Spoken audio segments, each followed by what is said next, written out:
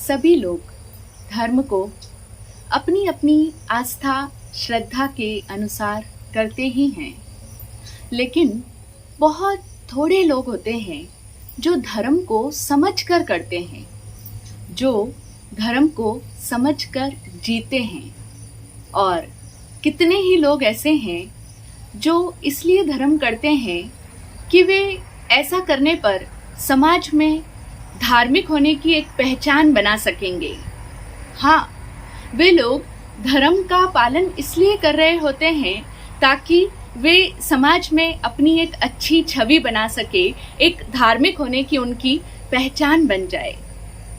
जैसे तिथि त्योहार के दिन आते हैं, पर्व आदि के दिन आते हैं, अष्टमी, चतुर्दशी, पक्खी इत्यादि आती है, तो वे कुछ धार्मिक क्रियाओं का पालन कर लेते हैं।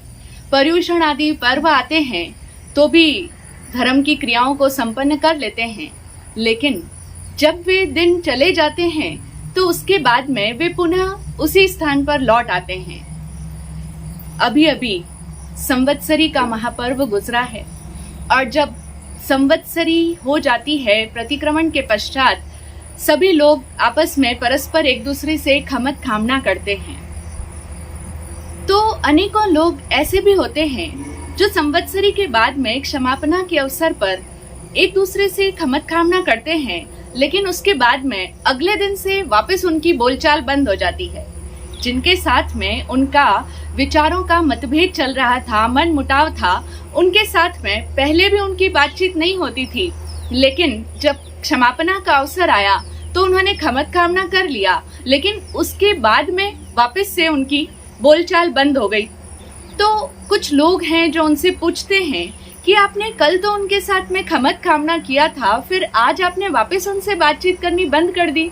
तो वे कहते हैं, हाँ, कल तो संवत्सरी महापर्व था, इसलिए जरूरी था क्षमापना करना। 84 लाख जीवों से खमत कामना करना बहुत जरूरी होता है, इसलिए खमत कामना कर लिया था। लेकिन अब वापस वे उसी पुराने ट्रैक पर लौट आते हैं। ऐसे भी कई से लोग होते हैं, लेकिन हम लोग ऐसे नहीं हैं। हम लोग कह सकते हैं कि नहीं, हम ऐसा नहीं करते। हम लोग ऐसे नहीं हैं कि एक दिन के लिए, फॉर्मेलिटी के लिए, औपचारिकता के लिए बस क्षमत कामना कर देंगे, लेकिन उसके बाद में वापस से ऐसे ही हो जाएंगे। ऐसा नहीं है।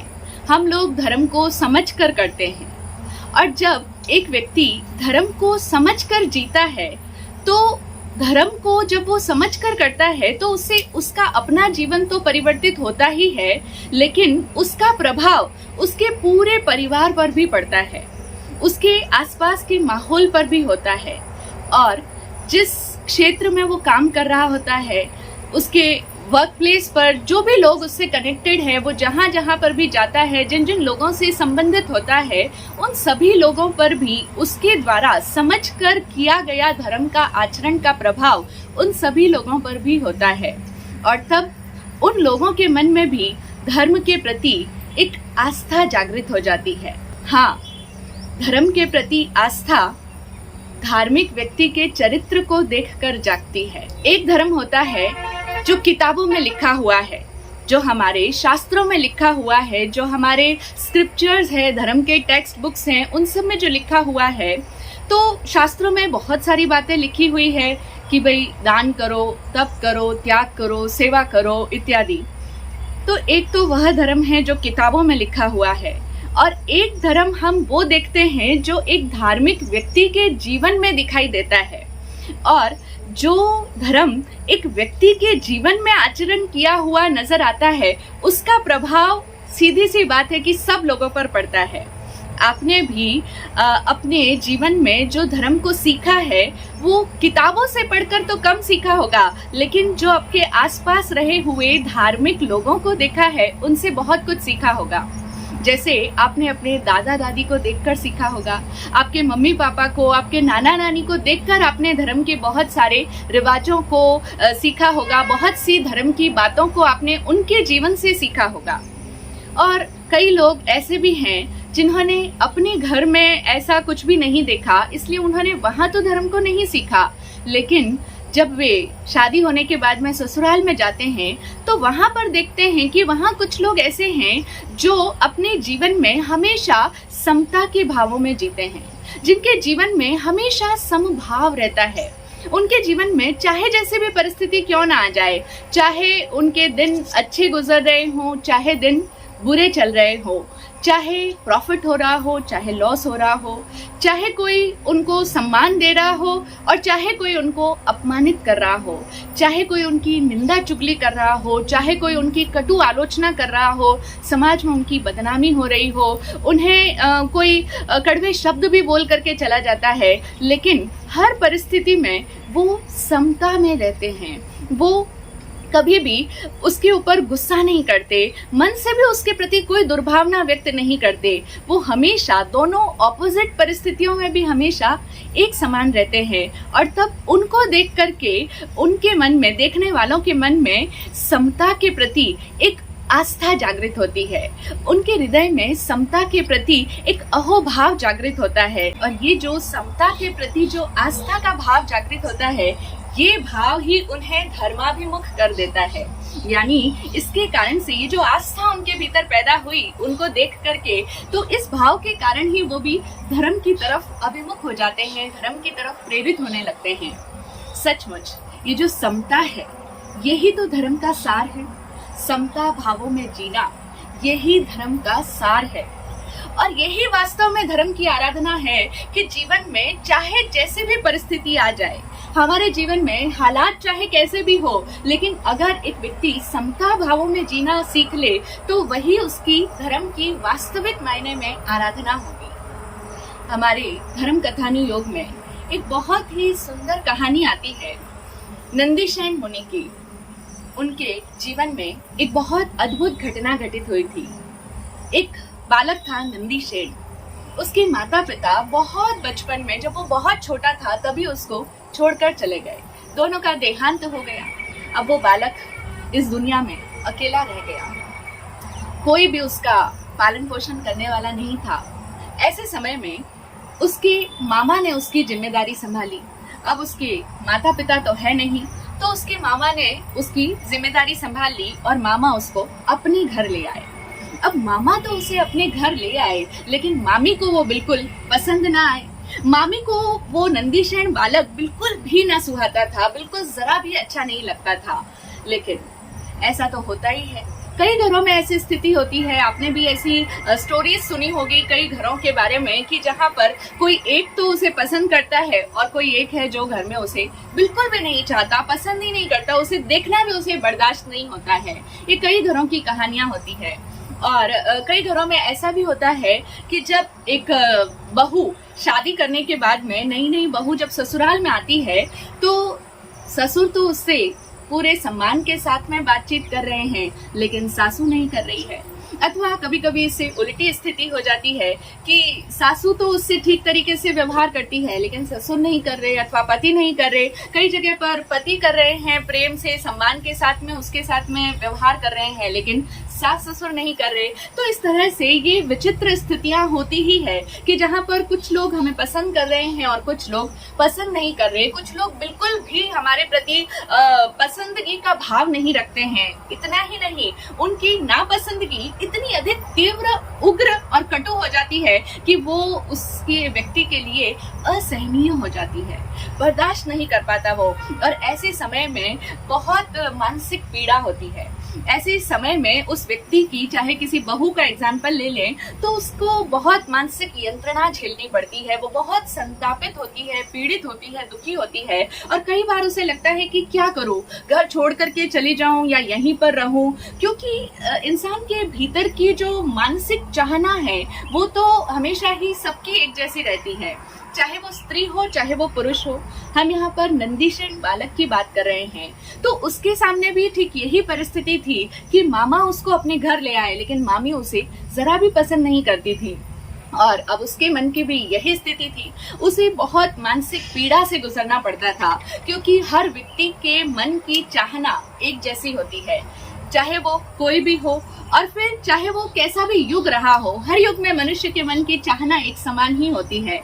सबको सम्मान चाहिए, सबको प्यार चाहिए, सबको आदर चाहिए। हर व्यक्ति को लगता है कि कोई उसे प्यार दे, कोई उसे सम्मान दे, कोई उसके होनेपन को समझे, कोई उसके अस्तित्व को समझे और उसे सम्मानित करे, कोई उसके महत्व को समझे, किसी के लिए तो वो महत्वपूर्ण हो। ये सभी भाव हर व्यक्ति के मन में होते हैं। हर व्यक्ति के मन में इन चीज़ों की कामना होती है कि कोई उसे समझे, कोई उसे अपना माने, कोई उसके अस्तित्व को, उसके बीइंग को सम्मानित करे। नंदीसेन के मन में भी यही भाव था। उसे भी ये सब चाहिए था। यद्यपि वो सुंदर नहीं था, वो पढ़ा लिखा भी नहीं था और वो कोई बहुत बुद्धिमान भी नहीं था, और जो भी साधारण गुण एक व्यक्ति से एक्सपेक्ट किए जाते हैं वो सब गुण भी उसमें नहीं थे। लेकिन फिर भी चाहता तो हर व्यक्ति यही है कि मुझे सम्मान मिले, मुझे प्यार मिले। प्यार का हकदार तो वो है ही, लेकिन हर किसी को प्यार मिलता नहीं है। तो नंदीसेन भी चाहता था कि उसे प्यार मिले, लेकिन उसकी स्थिति ऐसी थी कि उसे उस घर में एक मामा के अलावा कोई भी नहीं चाहता था, और उसके अंदर ऐसा कोई विशेष गुण भी नहीं था कि कोई उसे प्यार करे या कोई उसे सम्मान करे। हाँ, लेकिन नंदीसेन में एक गुण था, और वह गुण यह था कि वो अपने मामा का बहुत ही ज्यादा आज्ञाकारी था। वो अपने मामा को बहुत मानता था, मामा को बहुत आदर देता था, और मामा अगर उसे कुछ भी कह दे तो वो काम उसे करना ही करना है। मामा उससे जो भी काम कहते वो बड़े प्यार से सारे काम करता। मामा सामने है तब तक वो प्यार से सारे काम किए जा रहा है, जो भी मामा ने कहा उनका कहना मान रहा है, और मामा भी उससे काम भी करवा रहे हैं, उसे प्यार भी दे रहे हैं। लेकिन जब तक मामा सामने हैं तब तक सब कुछ ठीक ठाक है। जैसे ही मामा घर से गए नहीं कि मामी ने उसे सुनाना शुरू कर देना है। मामी उसे इतने अधिक ताने देती कि उसे लगता कि मामा घर में ही रहे तब तक ठीक है, और अगर मामा घर पे नहीं रहे तो जैसे ही मामा घर से बाहर जाए ऐसे ही मैं भी घर से बाहर चला जाऊं, और जब मामा वापस घर में आए तभी मैं भी घर में आऊं। यानी वो घर से भाग जाना चाहता है। अगर उसके मामा घर पर नहीं है तो वो भी घर पर नहीं रहना चाहता, लेकिन उसके पास में कोई विकल्प नहीं है, कोई ऑप्शन नहीं है, क्योंकि वो छोटा बच्चा है। अब छोटा बच्चा है तो अकेला कहीं जा नहीं सकता है। होते होते समय इसी तरह से बीतता चला गया। वो मामी के टॉर्चर सहन करता चला गया और अपने ही मन में दुखी और संतापित होता चला गया। दिन बीतते चले गए और अब वह बड़ा होने लगा था, लेकिन फिर भी वह कुछ पढ़ा लिखा नहीं था, उसमें ज्यादा बुद्धि भी नहीं थी, तो इसीलिए बस वो घर के काम करता जाता था। मामी सुनाती भी बहुत, उससे काम भी बहुत करवाती, और उसे काम करना भी पड़ता क्योंकि कोई ऑप्शन भी नहीं है। काम तो करना ही पड़ेगा। जहाँ रह रहा है वो लोग उस पर कृपा करके उसको अपने घर में रख रहे हैं। मामी उसे ऐसा ही फील कराती थी, तो उसे काम बहुत करना पड़ता था। अब वो काम बहुत करता था, इसीलिए उसका शरीर भी मजबूत था। शरीर से खूब मेहनत कर लेता था और धीरे धीरे वह जवान होने लगा। समय बीतता चला गया, जवान हुआ तो उसने अपने आसपास के लोगों को देखा कि बहुत सारे लोग हैं जिनकी अब शादियां हो रही है। वो लोग भी बड़े हुए और बड़े होने पर, युवावस्था आने पर उनकी शादी हो गई। एक दिन वो किसी शादी के फंक्शन में गया तो उसने देखा कि इस तरीके से शादी होती है, तो उसके मन में आया कि मेरी शादी क्यों नहीं हो रही है। अब मन में ये बात आ गई कि मेरी शादी क्यों नहीं हो रही है, मेरी भी शादी करनी है, मुझे भी शादी करनी है। तो अब जब ये ख्याल उसके दिमाग में पकड़ गया तो वो बैठ गया। जब भी हमारे मन में कोई ख्याल पकड़ जाता है, कोई विचार अटक जाता है, तो ऐसे समय में हमारी गाड़ी रुक सी जाती है। जहाँ पर भी हमारे दिमाग की सुई अटक जाती है, वहीं पर हमारा जो काम हम प्रेजेंट में कर रहे होते हैं उस काम से हमारा ध्यान भटक जाता है, हमारा फोकस भंग हो जाता है। और जब काम से ध्यान हट जाएगा तो स्वाभाविक सी बात है कि काम बिगड़ने शुरू हो जाएंगे। जब भी अगर आपको ऐसा लगता है कि आपके साथ में भी ऐसी स्थिति घटित हो रही है कि आप जो भी काम कर रहे हो वो काम आपके हाथ से बहुत ज्यादा बिगड़ते हैं, कई लोगों की ये परेशानी है। कई बार लोग बोलते हैं कि हमारे हाथ से काम बहुत बिगड़ते हैं। तो अगर आपके साथ भी ये स्थिति घटित होती है तो आप नोटिस कीजिएगा कि आपका जरूर उस काम से ध्यान भटक रहा होगा। यानी आप उस काम के प्रति फोकस नहीं कर पा रहे हो, कंसंट्रेशन नहीं बैठ रहा है। और कंसंट्रेशन क्यों नहीं हो रहा है? क्योंकि दिमाग में कहीं ना कहीं सुई अटकी हुई है, यानी कोई ना कोई ऐसी बात दिमाग में पकड़ गई है, कोई ऐसा विचार दिमाग में घर करके बैठा है कि जिसके कारण से हम प्रेजेंट में प्रेजेंट नहीं हो पाते हैं, यानी जिसके कारण से हम वर्तमान में उपस्थित नहीं हो पाते हैं। और जब वर्तमान में हमारा ध्यान नहीं होगा, वर्तमान में हम अवेयर नहीं होंगे, फोकस्ड नहीं होंगे, अवधानित नहीं होंगे, तो जाहिर सी बात है कि काम तो बिगड़ेंगे ही। तो नंदीसेन के साथ में भी ऐसा ही होने लगा। अब वो जो भी काम करता उसके सारे काम बिगड़ने शुरू हो गए। बर्तन धो रहा है तो वो साफ नहीं हो रहे, गंदे रह जा रहे हैं। पानी भर के ला रहा है घड़े में तो घड़ा फूट गया, घड़ा नीचे गिर गया। और जब इस तरह से काम बिगड़ने शुरू हुए तो अब मामी तो और भी ज्यादा चिल्लाने लगी उसके ऊपर। मामा भी उसको समझा रहे हैं कि आखिर हो क्या रहा है, आजकल तो काम ठीक ढंग से क्यों नहीं कर पा रहा है। मामा उसे बहुत समझाए लेकिन उसे कुछ भी समझ ही ना आए। आखिर मामा को लगा कि इसे अकेले में ले जा करके पूछना होगा कि आखिर इसके साथ हो क्या रहा है। तब मामा उसको अकेले में लेकर गए और उससे पूछा कि बात क्या है, तेरे मन में क्या चल रहा है। उसने कहा आपको तो नहीं बता सकता मैं। मामा ने कहा मुझे नहीं बताएगा तो फिर किसको बताएगा, तू आजकल कोई भी काम ठीक ढंग से नहीं कर पा रहा है, क्या तेरे को कोई पीड़ा है, परेशानी है, शरीर में कोई बीमारी है, मुझे तो बताना होगा। उसने कहा मैं आपको तो नहीं बताऊंगा। तब मामा ने कहा कि अच्छा तो फिर किसे बताएगा, अगर मुझे नहीं बताएगा तो किसे बताएगा। उसने कहा कि अगर मेरे माँ बाप होते तो मैं उनको कहता।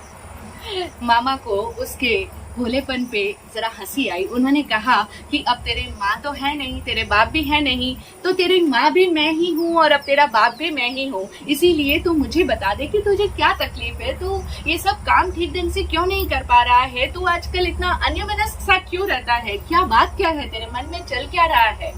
तो उसने सहज भाव से कह दिया कि ठीक है, अगर आप कहते हो कि मेरी माँ भी आप हो, मेरे बाप भी आप हो और मुझे आपको ही कहना है, तो फिर आप मेरी शादी क्यों नहीं कर देते हो। नंदीसेन ने बड़ी ही सहजता से, बड़ी सरलता के साथ में, बड़ी सादगी के साथ में डायरेक्टली उसने बोल दिया कि फिर आप मेरी शादी क्यों नहीं कर देते हो। नंदीसेन की सरलता पर, उसके भोलेपन पर मामा को बड़ा प्यार आया, क्योंकि नंदीसेन ज्यादा पढ़ा लिखा था नहीं, बुद्धिमान नहीं था, उसके पास में इतनी बुद्धि नहीं थी कि वो तर्क वितर्क कर सके या फिर अपनी बात को जरा घुमा फिरा कर अच्छे शब्दों में प्रस्तुत कर सके। उसके पास में इतना कुछ भी शब्दों का भंडार था नहीं, तो उसने तो सरलता से बिल्कुल क्लियरली बोल दिया कि फिर आप मेरी शादी क्यों नहीं कर देते हो। तो मामा को प्यार आया अपने भांजे पर, नंदीसेन पर। उन्होंने कहा कि अच्छा ये बात है, तो मेरी 7 बेटियां हैं, मेरी 7 बेटियों में से जो भी तुझसे शादी करना चाहेगी मैं उसकी शादी तेरे साथ में कर दूंगा। अब मामा ने तो उसे कह दिया।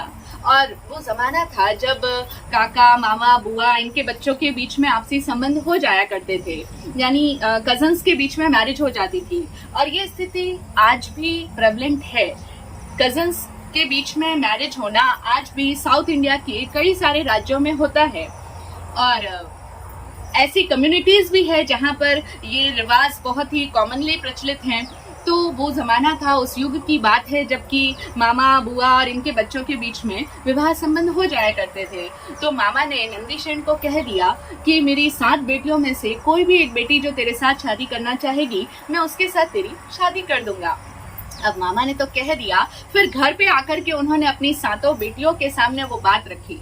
जैसे ही बेटियों ने बात सुनी कि वो तो तुरंत ही चीखना चिल्लाना शुरू हो गई और जोर जोर से बोलने लगी कि हम जहर खा करके मर जाना पसंद करेंगे, लेकिन इसके साथ में, इस मूर्ख, इस गंवार के साथ में कौन शादी करेगा भला। और फिर ये इतना काला कलूटा है, दांत भी इसके टेढ़े मेढ़े हैं, बुद्धि इसमें कुछ है नहीं, पढ़ा लिखा कुछ है नहीं, ऐसे गंवार के साथ में भला कौन शादी करेगा। मामा ने अपनी बेटियों को समझाने का प्रयास किया कि मैंने जबान दे दी है, मैंने उस बच्चे को कह दिया है, तो कोई एक तो मामा अपनी बात पूरी भी नहीं कर पाए कि इससे पहले ही 7 बेटियों ने पूरा घर सर पे उठा दिया और चिल्लाने लगी कि हम जहर खा करके मर जाएंगी, हम पानी में डूब करके मर जाएंगी, हम फांसी खा लेंगे, लेकिन इस मूर्ख के साथ में, इस गंवार के साथ में तो कोई भी शादी नहीं करेगा। ये घर में नौकर की तरह रहे, काम करता रहे, उस हिसाब से ठीक है, लेकिन शादी इसके साथ में संभव ही नहीं है। अब वे 7 बेटियां जो बड़े लाड प्यार में पली हैं, पढ़ी लिखी हैं, समझदार हैं, तो उनकी भी अपनी सोच है, उनकी अपनी डिमांड्स है, उनकी अपनी चाहते हैं विवाह को लेकर के। वे भला उस नंदीसेन को क्यों चाहेंगी और क्यों उसके साथ में शादी करेंगी? नंदीसेन को भी ये बात पता लगी कि कोई उसके साथ में शादी नहीं करना चाहता है। तो जैसे ही नंदीसेन को ये पता लगा, उसे बहुत दुख हुआ, उसे इतना अधिक दुख पहुंचा कि वो सोचने लगा कि इस दुनिया में मुझे कोई प्यार नहीं करता। वो ये बात पहले भी समझ रहा था, लेकिन अब तो हाइट आ गई थी। अब उसे ऐसा लगा कि जब इस दुनिया में मुझे कोई भी प्यार नहीं करता, तो ऐसी जिंदगी को जीने से अच्छा तो मर जाना है। अब उसने मरने का निश्चय कर लिया, क्योंकि जब उसको कोई प्यार ही करने वाला नहीं है तो इस जिंदगी को जी करके क्या करना। हम देखें आदमी के विचार कैसे गिर जाते हैं, कैसे एक पल में हमारे विचारों में इतना बड़ा बदलाव आ जाता है। और जब इंसान के विचार नीचे गिरने लगते हैं तो धीरे धीरे उस इंसान का भी पतन होने लग जाता है। यही तो अंतर होता है एक महापुरुष में और एक साधारण पुरुष में। हम किसी भी महापुरुष को देखें, चाहे जो भी महापुरुष का हम नाम हमारे मन में आ जाए, उन महापुरुष में और एक साधारण इंसान में क्या फर्क है।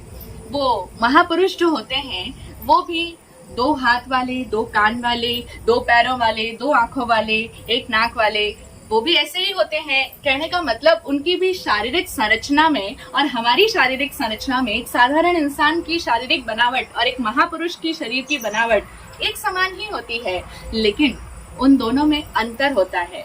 कौन डिफरेंशिएट करता है? बाहर से तो दोनों ही एक जैसे दिखते हैं। महापुरुष के ऊपर टैग नहीं लगा होता है कि ये महापुरुष है और ये नॉर्मल इंसान है, ये साधारण इंसान है। ऐसा कोई डिफरेंशिएशन नहीं है, लेकिन उनके बीच में भेद कौन करता है?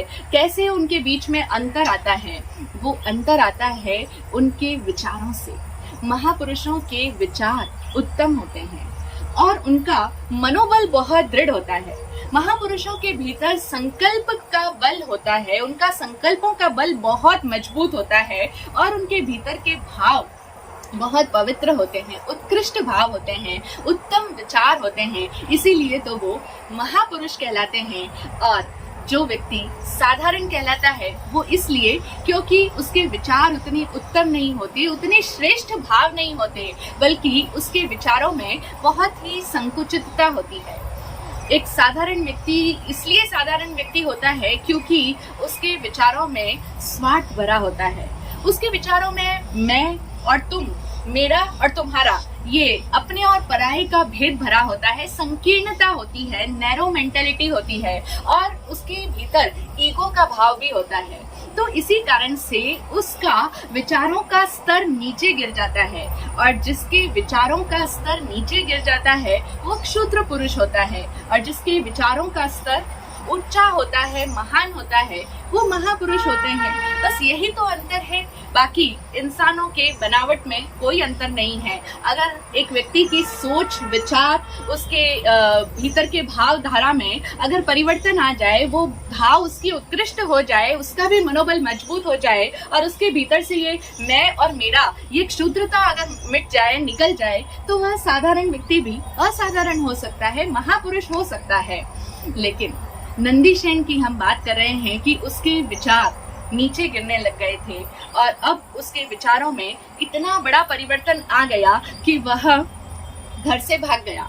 उसने अपने विचारों को मूर्त रूप भी दे दिया। उसने सोचा कि कोई भी यहाँ प्यार करने वाला नहीं है तो मुझे जीना ही नहीं है।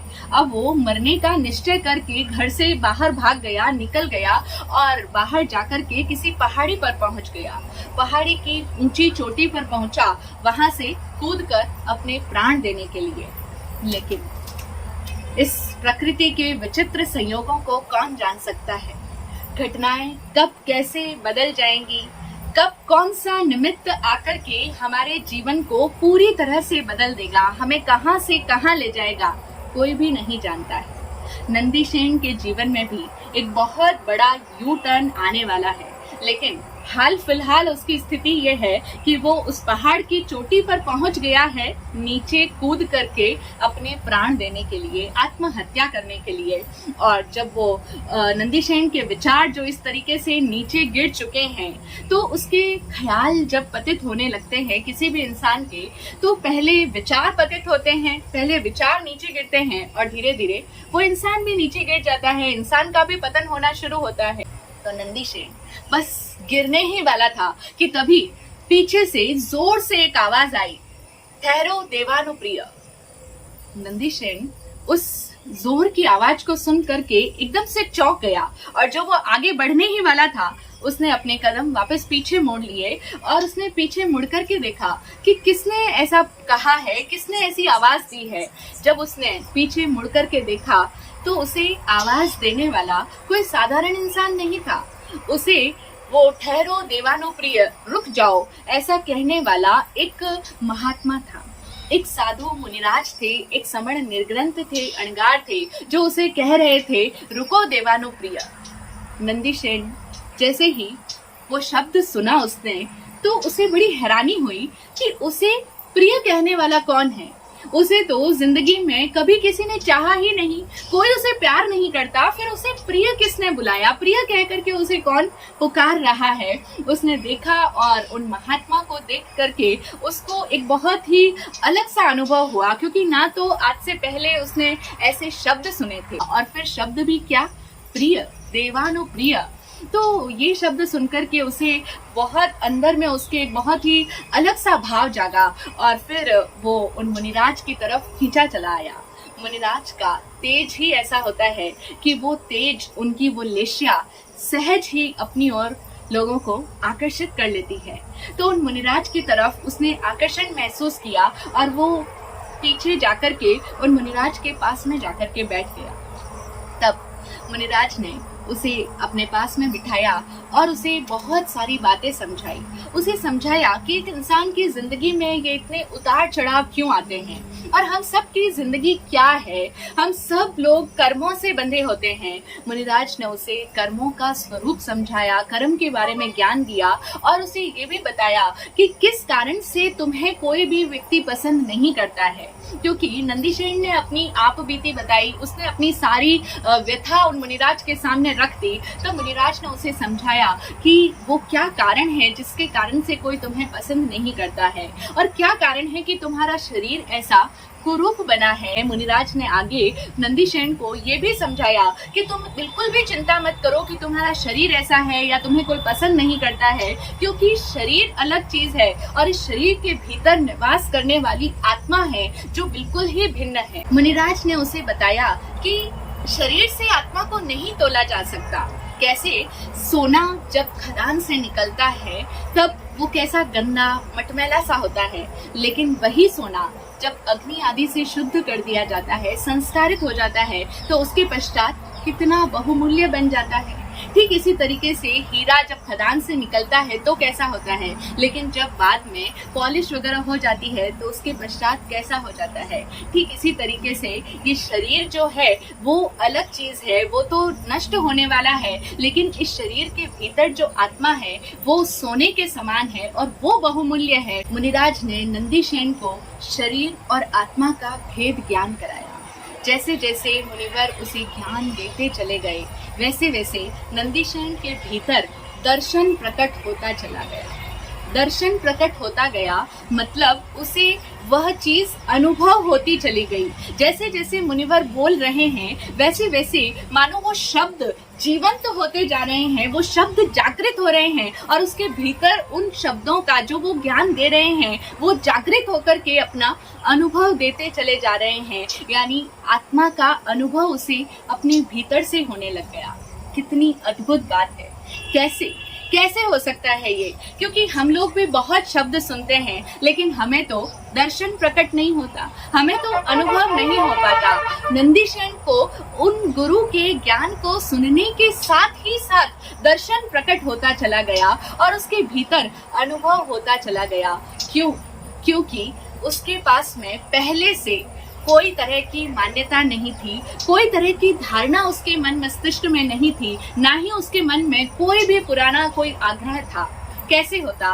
उसकी तो बुद्धि इतनी प्रखर भी नहीं थी, उसने तो कोई शब्द भी नहीं सीखे थे, उसने ज्यादा पढ़ाई लिखाई नहीं की थी, इसीलिए उसकी बुद्धि में कोई शास्त्र नहीं भरे थे, कोई सिद्धांत नहीं भरे थे, उसकी बुद्धि एकदम खाली थी, उसका मनोमस्तिष्क एकदम शून्य था। ना कोई पूर्व मान्यता, धारणा, ना कोई तरह का आग्रह, ना कोई शब्द, ना कोई सिद्धांत, ना ही कोई तरह की बात। उसका मनोमस्तिष्क, उसकी बुद्धि जो कि पूरी तरह से निष्कलुष थी, पवित्र थी, निर्भर थी, शब्दों के बोझ से बोझिल नहीं थी, बिल्कुल हल्की फुल्की थी। और इसी कारण से उसके भीतर जैसे जैसे मुनिवर बोलते गए वैसे वैसे वो चीज उसे प्रत्यक्ष अनुभव में आती चली गई।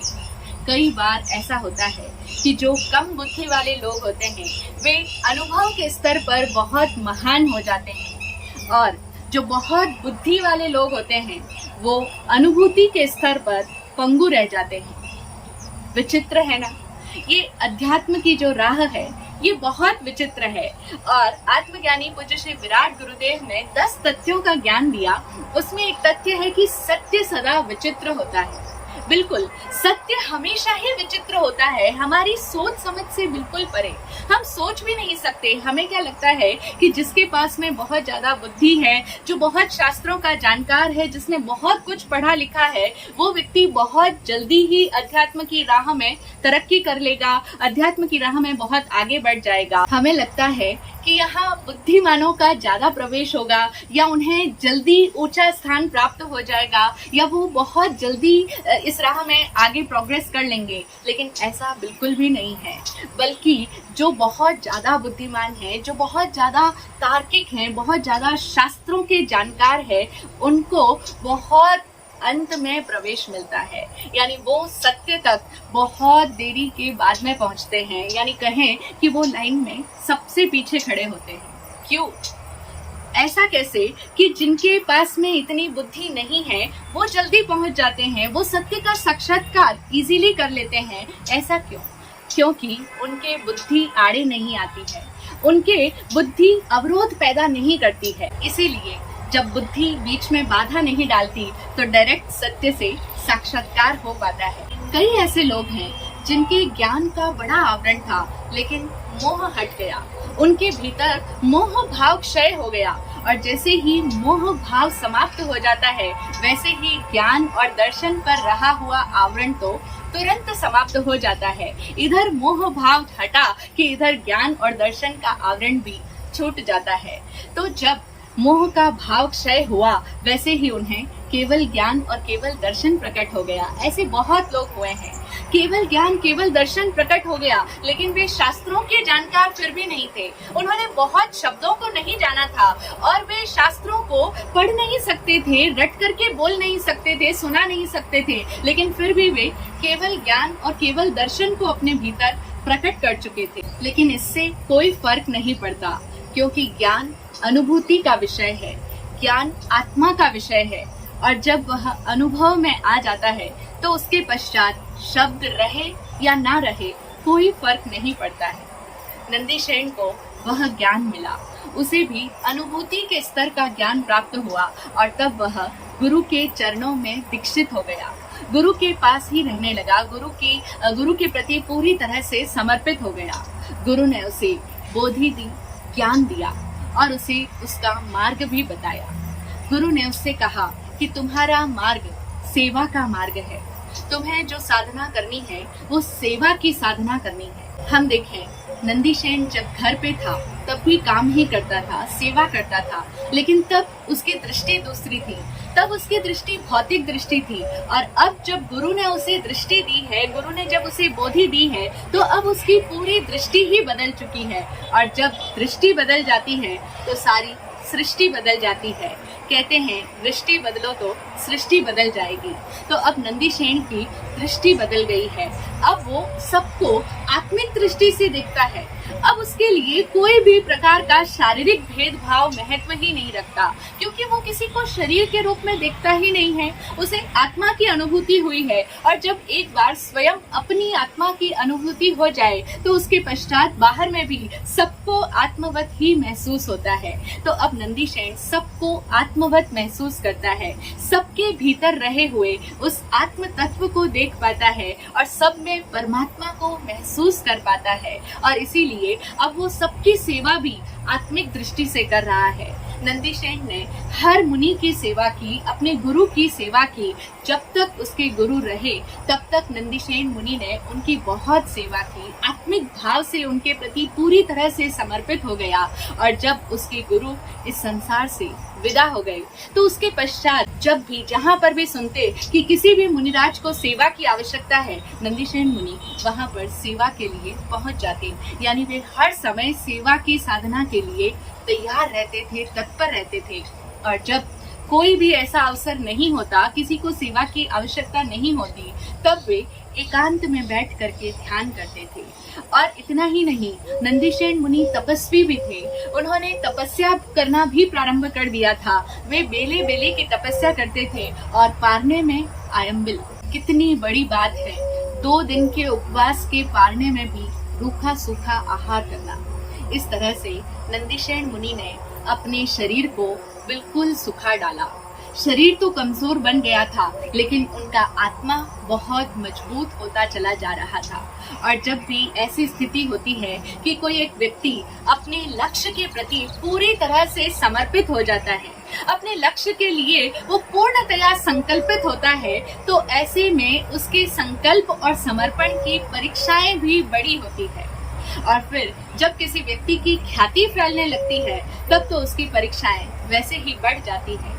देवलोक में देवेंद्र नंदीशेन मुनि की प्रशंसा करते हुए कहते हैं, सभा के बीच में सारे देवता बैठे हैं और ऐसे में देवराज इंद्र कहते हैं कि इस समय में नंदीशेन मुनि की जो सेवा साधना है, उससे बढ़कर के और किसी की सेवा साधना नहीं है।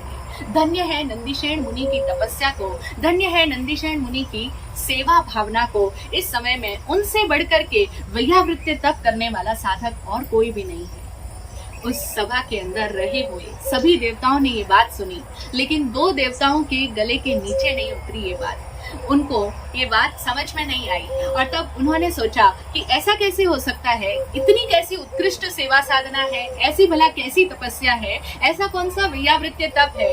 हम जाएंगे, देखेंगे, परीक्षा करेंगे, उसके बाद ही मानेंगे, उससे पहले नहीं मानेंगे।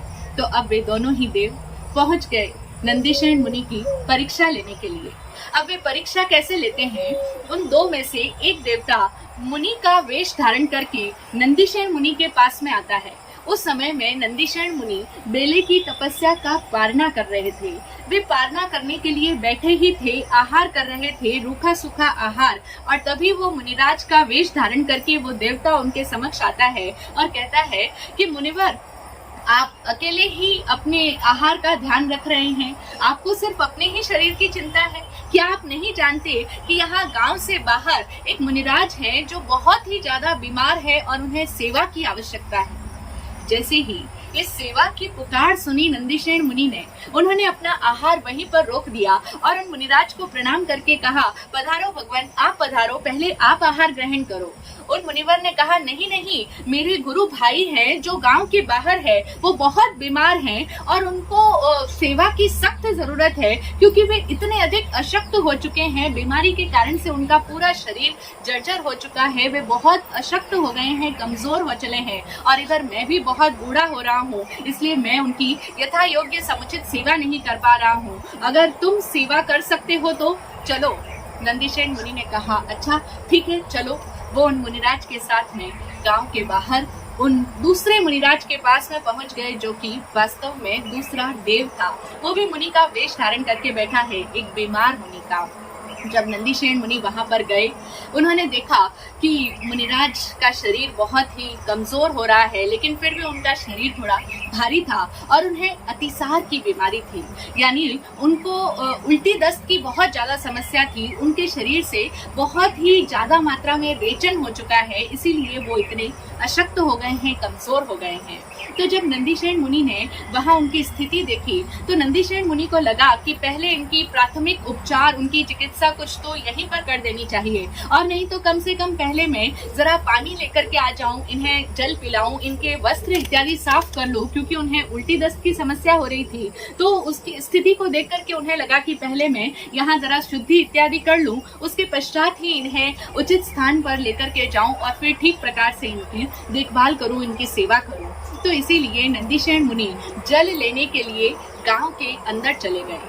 अब वो गांव के अंदर प्रत्येक घर में घूम रहे हैं प्रासुक पानी की तलाश में, लेकिन उन्हें कहीं पानी नहीं मिल रहा है। अब कुछ न कुछ अंतराय आ रही है, और अंतराय तो आएगी, कुछ न कुछ तो होगा ही, क्योंकि वो कहते हैं ना, विपत्ति जब आती है तो अकेले नहीं आती, एक के बाद एक, एक के साथ एक लगातार विपत्ति पर विपत्ति आए चली जाती है। एक तरफ तो उन्होंने अपना आहार छोड़ दिया था, पालना भी नहीं किया था, क्योंकि सेवा की पुकार उनके सामने थी। अब वो उन मुनिराज के लिए जल, प्रासुक जल की याचना कर रहे हैं, खोज कर रहे हैं, लेकिन उन्हें जल नहीं मिल रहा, आसानी से जल नहीं मिला। आखिरकार बहुत देर तक घूमने के पश्चात अंत में जाकर के उन्हें प्रासुक पानी मिला। जब वे जल लेकर के उन मुनिराज के पास में आए तो मुनिराज ने तो गाली बरसाना शुरू कर दिया। देखो, इसको सिर्फ अपना ही अपना दिखता है, इसको सिर्फ अपना ही ख्याल है, क्या इसको ये समझ में नहीं आता कि यहाँ पर इतने बूढ़े बुजुर्ग मुनिराज बैठे हैं और इतनी देर लगा दी, इतनी देर से जल के बहाने पता नहीं कहाँ कहाँ घूम रहा था, इतनी देर तक कोई सहन कर सकता है भला? अब एक तरफ तो वो उनके लिए जल लेकर के आ रहा है, उनकी साता का ख्याल रख रहा है, लेकिन ऊपर से उनको इतने कड़वे शब्द सुनने को मिल रहे हैं। अगर नंदीशयन मुनि के स्थान पर कोई भी साधारण व्यक्ति होता, हम अपने को भी उसके स्थान पर रख करके इमेजिन करके देख सकते हैं कि अगर कोई भी उनकी जगह पर होता तो वो क्या सोचता कि एक तरफ तो उनकी सेवा भी करो, उनकी देखभाल भी करो, और फिर ऊपर से इतनी गालियां भी सुनो और ताने भी सुनो। ऐसा नहीं हो सकता। कई बार लोग बोलते हैं कि हम सब कुछ कर सकते हैं, लेकिन सुन नहीं सकते, सुनना जरा भी हमें बर्दाश्त नहीं होता। आज के लोगों में ये बहुत बड़ी समस्या है। हम लोग अपने पेरेंट्स की, अपने बुजुर्ग माता पिता की अथवा दादा दादी की, हम कहते हैं सेवा तो कर लेंगे, लेकिन सुना नहीं जाता। हम सब काम करने को रेडी है, लेकिन सुन नहीं सकते। सचमुच सुन नहीं पाते, क्योंकि सुन वही सकता है जिसमें गहराई है। जो गहरा है वही सुन सकता है, जो अभी उथला उथला है, सुपरफिशियल है, बहुत ही छिछला है, वो सुन नहीं पाएगा। जिसके हृदय में ज्ञान गहरा उतरा है वो सुन सकता है, और जिसके हृदय में ज्ञान नहीं तो प्रेम भाव बहुत गहरा है वो सुन सकता है। यानी सुनने के लिए बहुत गहराई चाहिए, तभी तो पता लगता है कि अगर गहराई है तो ही सुन सकोगे। गहराई नहीं है, अगर ज्ञान गहरा नहीं है या प्रेम गहरा नहीं है तो वो व्यक्ति कभी भी सुन नहीं सकता। कड़वे शब्द सुनना बहुत बड़ी साधना है, और जो छिछला है, गहरा नहीं है, वो सुन नहीं पाएगा। और इसी कारण से तो आज हम देखते हैं कि बड़ी जल्दी बात बात में लोग रूठ जाते हैं, रिश्ते टूट जाते हैं, एक दूसरे के घर अलग अलग हो जाते हैं, मुख मोड़ लेते हैं। कई बार तो लोग रिश्ते तोड़ करके, घर छोड़ करके भाग जाते हैं। लेकिन नंदीशयन मुनि ऐसे नहीं थे, वो बहुत गहरे थे। उनके भीतर गुरु का ज्ञान गहराई से समा चुका था। उनके भीतर वो गुरु ने जो ज्ञान दिया था वो दर्शन के रूप में मजबूती से जड़े जमाए बैठा था। तो इसीलिए वो कहीं नहीं भागे। वो उन मुनिवर के सारे कटु शब्दों को सुनते रहे और वहीं पर रहे। उन्होंने उन मुनिवर के उन शब्दों को, उन गालियों को सुनते सुनते ही उनके कपड़ों को साफ किया, उनका शरीर साफ किया, उन्हें जल पिलाया, और उसके पश्चात कहा कि अब हम आपको यथा योग्य उचित स्थान पर लेकर के जाते हैं, गांव के अंदर लेकर जाते हैं, वहां भोजन इत्यादि से आपकी सेवा शुश्रूषा करेंगे। अब लेके तो जाना है उन मुनिवर को, लेकिन ले जाएं कैसे? क्योंकि वो तो इतने वृद्ध हैं और फिर बीमारी से उनका शरीर और ज्यादा कमजोर हो चला है कि वो स्वयं तो चल भी नहीं सकते। तो क्या किया जाए? तो नंदीशयन मुनि ने उन्हें अपने कंधे के ऊपर बिठा लिया और अब उनको लेकर के जा रहे हैं। नंदीशयन मुनि उन्हें अपने कंधे पर बिठा करके ले जा रहे हैं, और इधर मार्ग में थोड़े ही आगे बढ़े थे कि उन मुनिवर ने फिर से मलमूत्र त्याग कर दिया।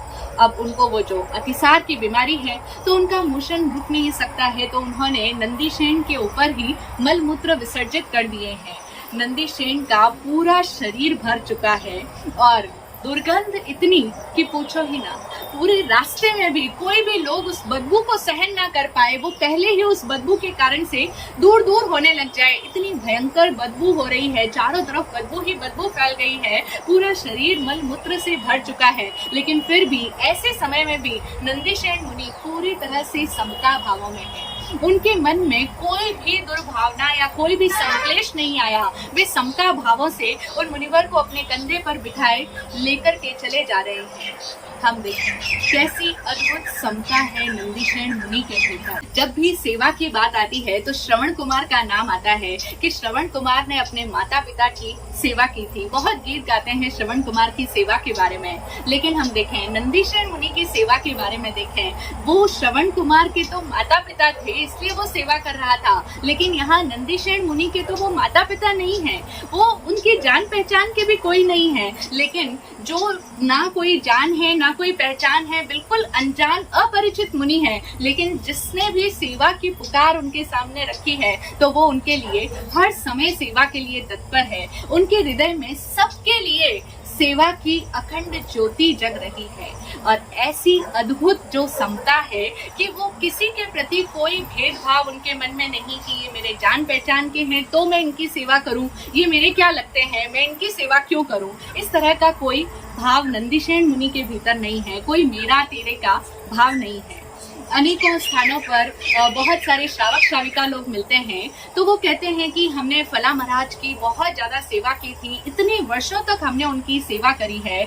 और कई बार दूसरे लोग भी कहते हैं कि महाराज साहब ये श्रावक जी बड़े ही सेवा भावी है, ये श्राविका जी बहुत सेवा भावी है। उनका परिचय देते हुए लोग भी बताते हैं। ठीक है, अच्छी बात है कि वे सेवा भावी हैं, वे लोग बहुत सेवा करते हैं, लेकिन अक्सर देखने में आता है कि जो लोग सेवा भावी कहलाए जाते हैं, सेवा करते हैं महाराज की, वो सेवा भी सांप्रदायिक होकर के करते हैं, यानी उनकी सेवा भी सांप्रदायिक होती है। कैसे? जब उनके संप्रदाय के गुरु महाराज आते हैं तब वे बड़ी सेवा करते हैं, लेकिन अगर वो उनकी संप्रदाय के गुरु महाराज नहीं है, कोई दूसरे मुनि महाराज हैं, तो ना तो वो उनको विहार कराने जाते हैं, ना वो उनको लेने के लिए जाते हैं, ना ही उनके आहार पानी में साथ देने जाते हैं, और ना ही कोई भी तरह की उनके शरीर की साता के लिए किसी भी प्रकार की सेवा देखने में नहीं आती है। तो ऐसे में जो वो मेरे महाराज के लिए जो सेवा हो रही है और जो दूसरों के महाराज है, जो हमारे गुरु महाराज नहीं है, जो तुम्हारे महाराज है, उनके लिए हमारी सेवा नहीं है, उनकी साता का कोई ख्याल नहीं है, उनके लिए हमारा जरा भी पुरुषार्थ या कोई भी तरह का पराक्रम नहीं है, तो ऐसी सेवा भावना सच्ची सेवा भावना नहीं है, ये तो सांप्रदायिक सेवा कहलाती है। और लोग ऐसा ही करते हैं, अक्सर लोग सांप्रदायिक सेवा करते हैं। इतना ही नहीं, अक्सर लोग दान भी देते हैं तो सांप्रदायिक दान देते हैं।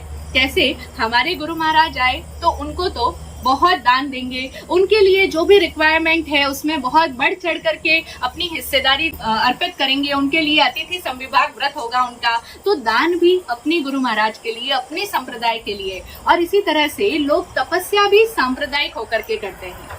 हाँ, आपने सुना होगा या नहीं, बहुत लोग तपस्या भी करते हैं तो वो कहते हैं कि हमने उस फला चतुर्मास में बहुत तपस्या की थी, मास्कमन किया था, सिद्धि तप किया था। जब उनसे पूछते हैं कि उसी चतुर्मास में क्यों, इस बार क्यों नहीं कर रहे हो, आप इतनी तपस्या करते हो तो इस बार भी करो। वो कहते नहीं, इस बार नहीं, जब हमारे गुरु महाराज का चतुर्मास हुआ था हमारे यहाँ पर तब हमने ये सब तपस्याएं की थी, अब तो तपस्या नहीं करेंगे। मतलब क्या कि जब हमारे गुरु महाराज आएंगे तो तपस्या भी कर लेंगे। तो ये तपस्या भी कैसी हुई? सांप्रदायिक होकर के तपस्या हो रही है, यानी वो पहले ही बाड़ाबंदी कर चुके हैं, घेराबंदी कर चुके हैं कि हमारे महाराज हैं तो हमारी सेवा है, तो हमारा त्याग है, तो हमारा दान भी है, तो हमारी तपस्या भी है, लेकिन सब कुछ हमारे गुरु महाराज के लिए, किसी अन्य के लिए नहीं है। और ऐसे में इन भावों के साथ में सांप्रदायिक होकर के ये जो तप, त्याग, सेवा, दान इत्यादि किया जाता है, ये कदाचित पुण्य का बंध तो करा दे, लेकिन इससे उस व्यक्ति की आध्यात्मिक उन्नति जरा भी नहीं हो सकती है, क्योंकि उनमें पक्षपात बना हुआ रहता है। और ये जो पक्षपात है, यही सारे दूषण का मूल है। सारे दोषों का मूल कारण जो है वो पक्षपात ही होता है। इस पक्षपात की वजह से ही हमारी सेवा भी दूषित हो जाती है, हमारी तपस्या, हमारा त्याग, हमारा दान, सब कुछ दूषित हो जाता है। हम जरा इस पक्षपात की एनालिसिस करें, इसके डीप में जाएं, तो हमारे मन में ये पक्षपात क्यों बना रहता है, क्यों हमारे मन में ये भेद का भाव बना रहता है कि ये मेरे और ये उनके, ये हमारे महाराज, ये उनके महाराज। ऐसा इसलिए होता है क्योंकि हम सब ने अपने आसपास मानसिक दीवारें निर्मित कर रखी है, यानी हमने अपने मन के अंदर मान्यताओं के कारण से ये भेद पैदा कर दिए हैं। ये भेद है, ये डिफरेंस हम करते हैं, लेकिन इस डिफरेंस का कारण क्या है? मान्यताएं। जो हमारी मान्यता वाले हैं वो हमारे महाराज, और जो हमारी मान्यता के नहीं वो हमारे महाराज नहीं। तो ये मान्यताएं हैं जो हमसे पक्षपात करवाती है, और इसी कारण से हमारी सारी तप त्याग साधना भी दूषित हो जाती है। और कई लोग हैं जो तपस्या कर लेंगे, तपस्या करनी फिर भी आसान है, सेवा भी कर लेंगे, सेवा भी करनी आसान है, दान भी कर लेंगे, त्याग भी कर लेंगे, लेकिन ये जो मान्यता का भेद है, ये जो मानसिक दीवार खड़ी हो रखी है, ये दीवार नहीं टूटती, ये मान्यता का भेद नहीं हटता है। और इसी कारण से वो हमेशा इसी सोच में अटके रहते हैं कि हम दिगंबर हैं तो हम श्वेतांबर महाराज की सेवा कैसे करें, अथवा हम स्थानकवासी हैं, हम मंदिर मार्गी के क्यों जाएं, उनकी क्यों सेवा करें, अथवा हम मंदिरवासी हैं तो हम स्थानकवासी में क्यों जाएं, और फिर स्थानकवासी भी हैं तो फला गच के हैं तो हम दूसरे गच वालों की क्यों सेवा करें, हम तो अपने गुरु महाराज की सेवा करेंगे। ये इस तरह की जो ये मान्यता की दीवारें हैं, ये दीवारें जब तक हमारे अंदर रहती है तब तक एक व्यक्ति मुक्त नहीं हो सकता, क्योंकि ये मान्यताएं ही हमसे पक्षपात कराती है, और जब तक पक्षपात है तब तक एक व्यक्ति कभी भी मुक्ति को उपलब्ध नहीं हो सकता है। लेकिन हम सबके मन में ये गलत सॉफ्टवेयर डेवलप हो चुका है कि हम हमेशा ही पक्षपात युक्त होकर के, सपक्ष होकर के दान, तप, त्याग, सेवा इत्यादि कर रहे हैं। हम सबको एक समान भाव से नहीं देख पाते हैं, हमारे मन में ये मान्यताओं का डिफरेंस हमेशा ही बना रहता है। हम क्यों नहीं नंदीशेन मुनि की तरह दृष्टि रखने वाले हो जाते हैं कि हमारे लिए सारे साधु एक समान हो जाए। नमो लोई सव साहुणम, लोक में जितने भी साधु है, सर्व साधु हमारे लिए नमस्करणीय हो जाए, सेवा के योग्य हो जाए। और फिर नंदीशेन मुनि की ये जो समता का भाव है, ये भी दो तरीके से हम इसे समझ सकते हैं। एक तो समता इस दृष्टि से कि उनके मन में कोई तेरे मेरे का भाव नहीं था, कोई जान पहचान का या अनजान का ऐसा कोई भेदभाव नहीं था।